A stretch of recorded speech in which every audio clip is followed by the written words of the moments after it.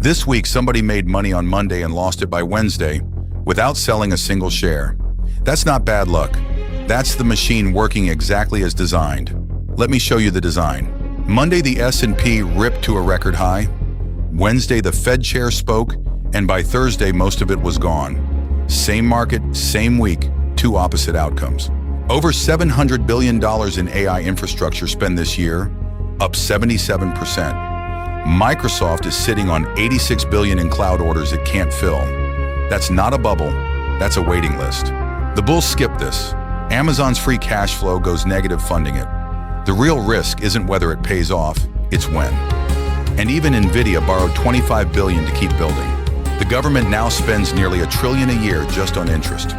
Third largest line item, behind only Social Security and Medicare. 5 years ago, it was $345 billion. It's nearly tripled. Here's the S&P priced in gold.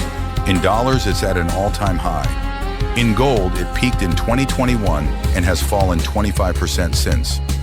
The record high market is a record high in a shrinking currency. The dollar rallied, but that's a one-afternoon reaction to a hawkish Fed, not real strength.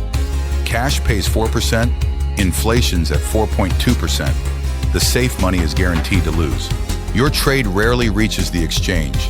It goes to a trading firm that keeps a sliver first. About 17% of every spread, $5 billion a year globally. Not a conspiracy, just a toll on the road. The same fog that lets the Fed surprise the market is the same fog that lets your trade get skimmed. But the toll that empties your account isn't the skim. It's chasing the news you can't outspeed. The S&P is at a record high. Nvidia going vertical, Adobe and Salesforce at multi-year lows. But Adobe just beat earnings and backed a $25 billion buyback. Not disruption, necessarily. A narrative the market hasn't repriced, and management is buying the dip. Forget will it crash? It's already moving against some names and booming for others, both at once today. The question isn't which side is right, it's which side you've actually done the work on. Every crash handed the decade to whoever stood in the right lane.